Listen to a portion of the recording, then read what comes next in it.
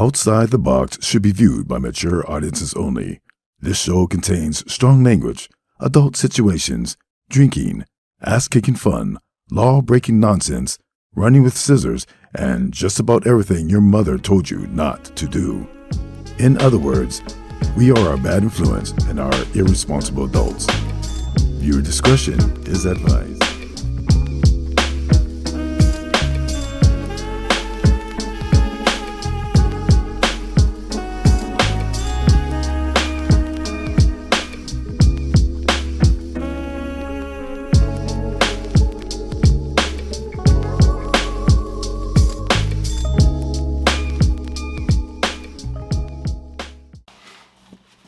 What's up, everybody? We are back at the Wicked Garage. It's been a minute. It's been a while. It's been a long minute. It's actually been like 2 years if you really want to get technical, but we have not been completely static. Let's just say static. Is that a thing? Just because we're not filming it doesn't mean we're not doing anything. That's what he said. Yeah. We have been very, very busy. Sometimes it's a lot easier to do without a camera in front of you. It's a lot easier to do. But we did have cameras at the time. I'll tell you what, a lot of it has to do with the fact that my PC crapped out and I needed to get a new one, and I got one, and then I couldn't get the program on there, and it was just like one of those things. I'm like, I'll get to that later. Well, later's now. Later's now, I guess. So we're going to figure it out. We're filming again. Hopefully you guys are still watching it and you like the content. We're going to just do a quick kind of update thing on us.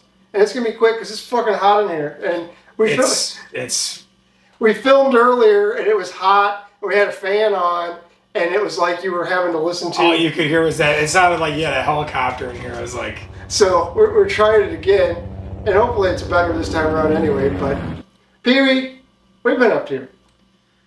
Well, right now I'm putting the L7 back in the XB. That's what I'm doing right now. But you got to tell them what you've done because they didn't know you took it out. Well, it's been out for 2 years now. Just about. I remember you did a temporary setup for Camp and Drag. Yeah, and it stayed for like a year too long. You stayed for a while. I think you changed it just before Camp and Drag this year. I did. I ended up relocating all the management underneath the floor with the tank cresting out.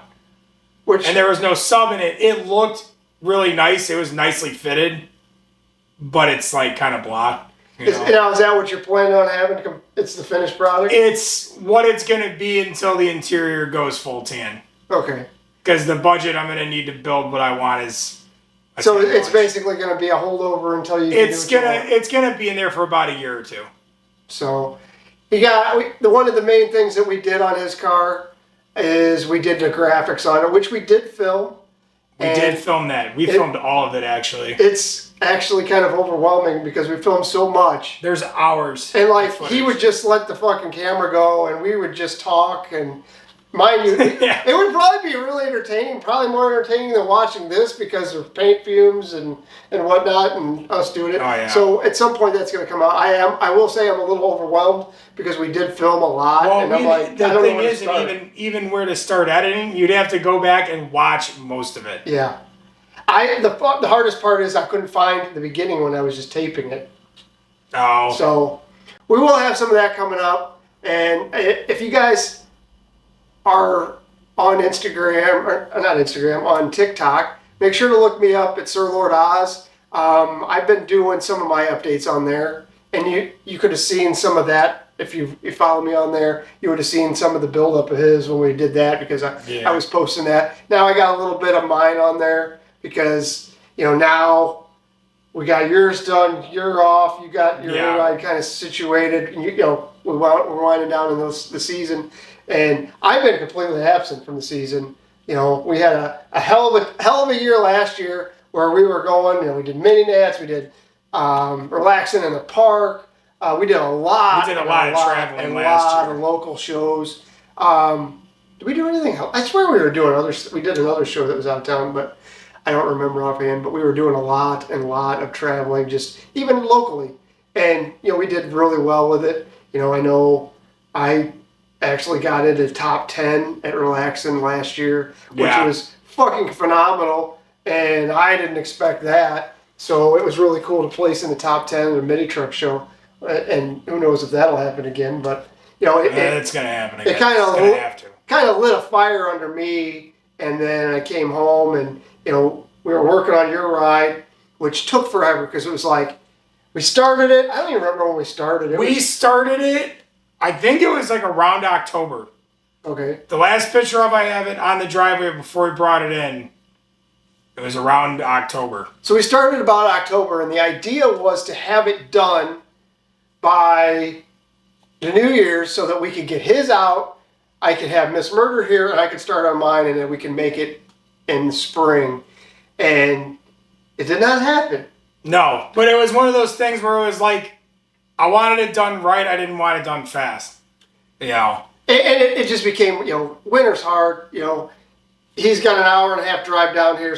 Yeah. We had Christmas in there, you had the holidays, which he's busy through his line of work and whatnot. Yeah. And it just didn't happen. And then it was like, all right, I talked you into registering for World of Wheels. The goal was New Year's, but like we're like, let's have this done for Mini Nats.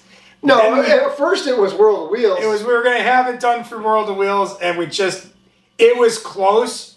We probably could have had it there, but it was like, hey, we're not playing the rush game like. So we gave it. I think it was only a couple more weeks or so, wasn't it? Because I think Mini Nats is close behind. Yeah, we had it done like 3 weeks before Mini Nats. So you know, we got it done, put it together. He took it home. Got the bumper done. Which will show you some of that. We did film that as well. Yeah. So, you know, we did some really cool stuff with this front bumper where we took the fog lights that kind of flare out on the front and we smoothed the front bumper and rolled it in and then put Mazda, what is it, MX-3? It was a Mazda, no, it was just a Mazda 3. The Mazda Speed 3, I think.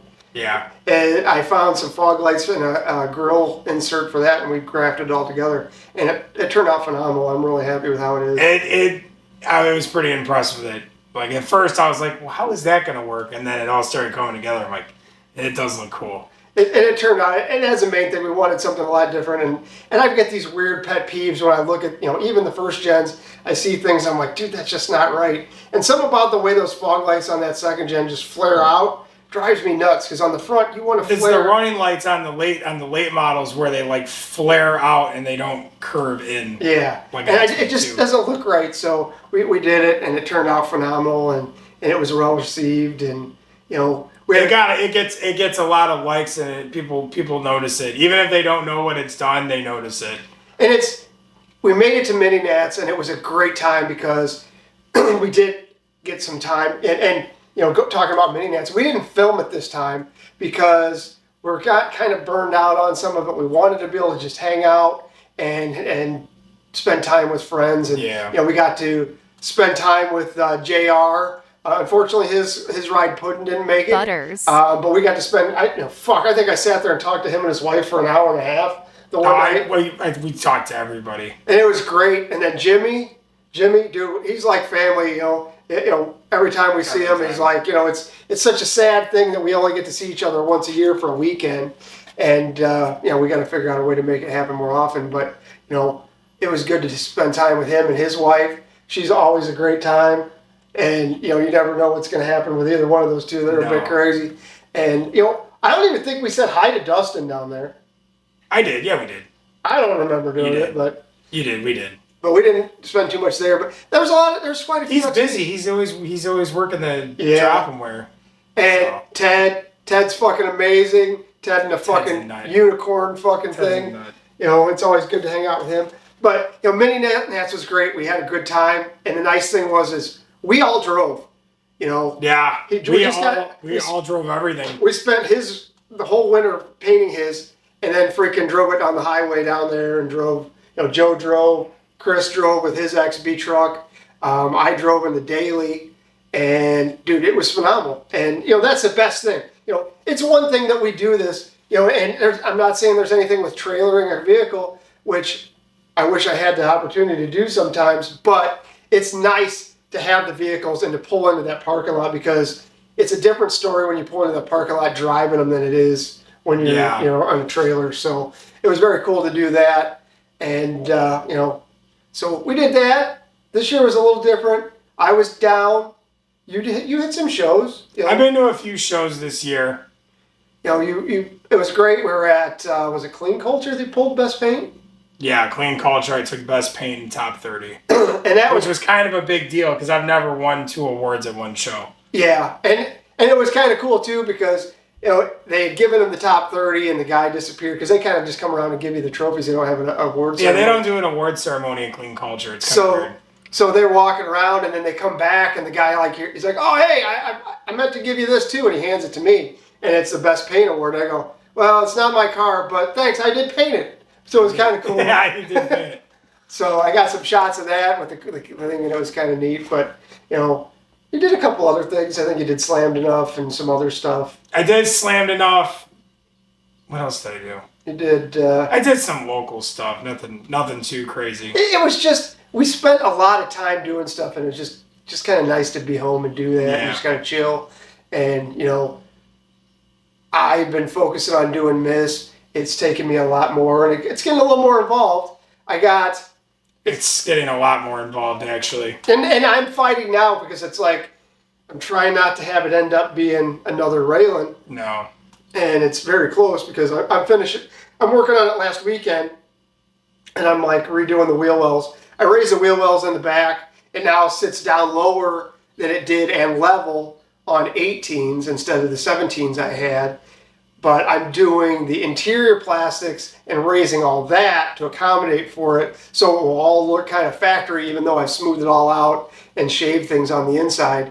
But I did that. I was in there welding on the wheel wells this last week and I'm going, boy, this is exactly what I need to finish on the other one, Raylan.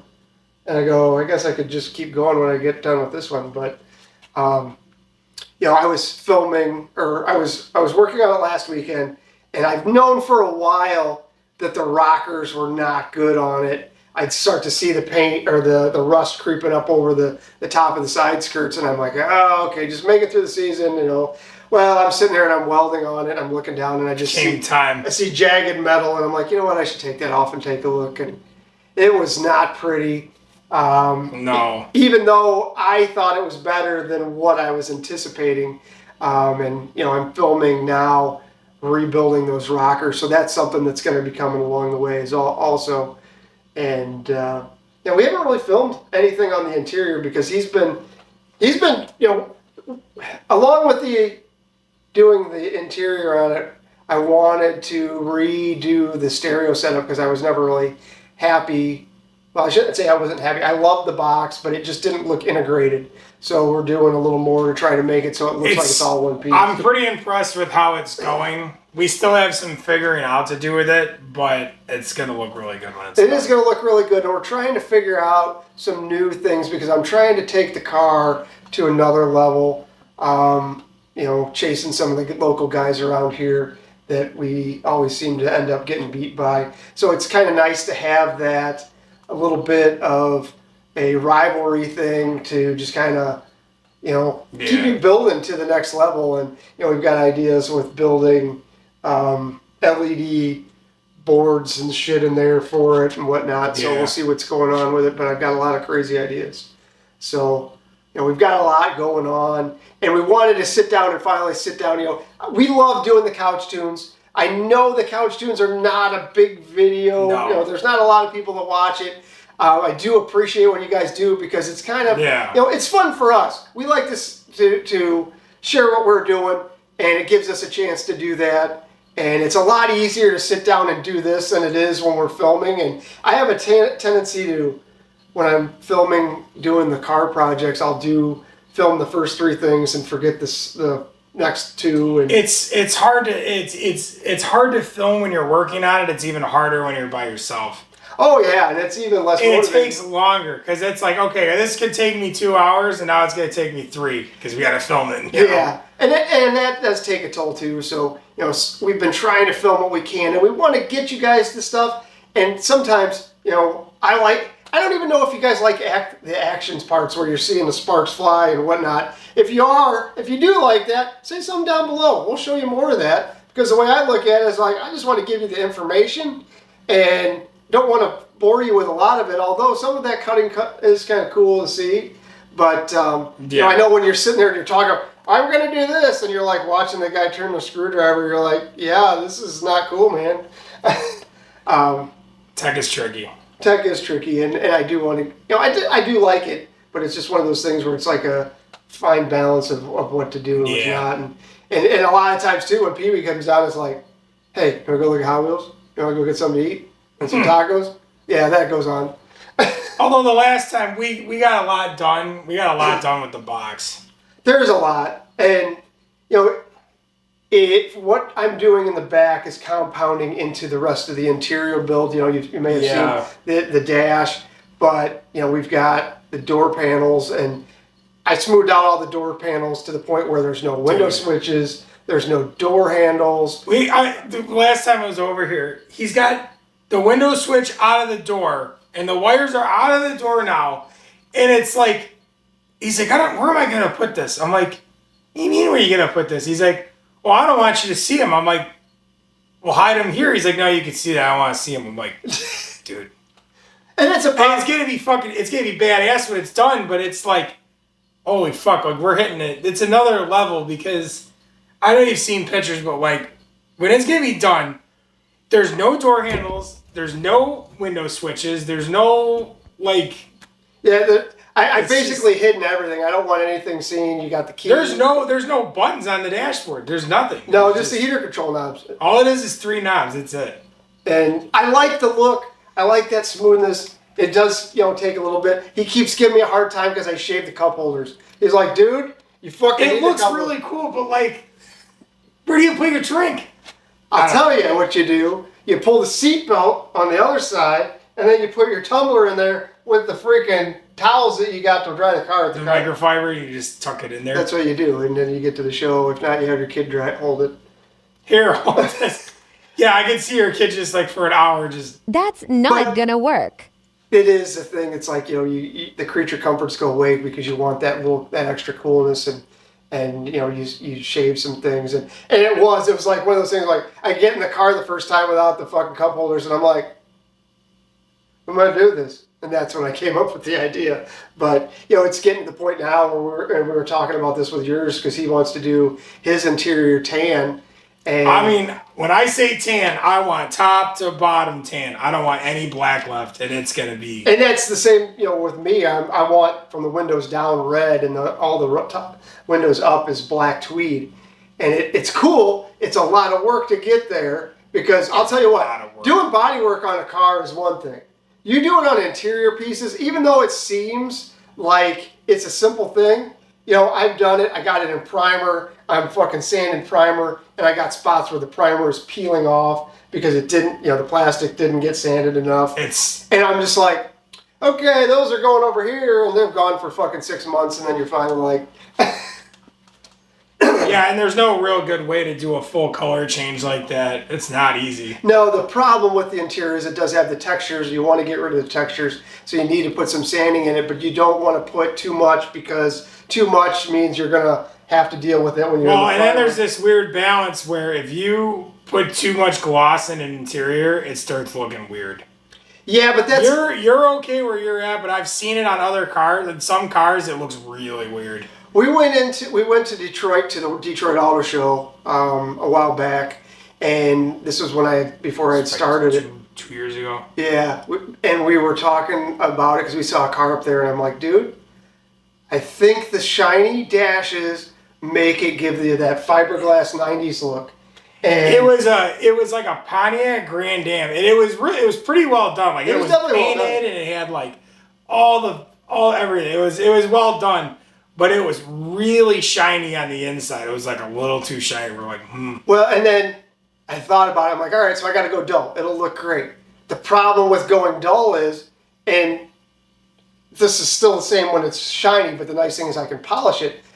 You get those little fine scratches, you know, just moving stuff. And dull's harder to clean. Gloss, you can just wipe it. And the dull you can't. You're fine. You got to fucking pull it out and repaint it. You can't touch it because if you do anything, you're going to shine it, and then there's going to be a shiny spot. So I did end up going. And that's the problem with the tan. I want it to be dull. I don't want shiny. Well, it's a little bit different with that because if you do use the interior dyes, it's a single. You don't have to do anything else over the top of it. Right. So it's a little bit different. I did end up going with a shiny because I did initially say, this is what has to happen. But I think what made the difference was a lot of those 90s fiberglass interiors, it was the fiberglass that was making it look, it's round, bubbly. Well, yeah, it's because a lot of you still have straight lines and it's not curvaceous or like a weird shape, like a weird fiberglass shape. It's more subtle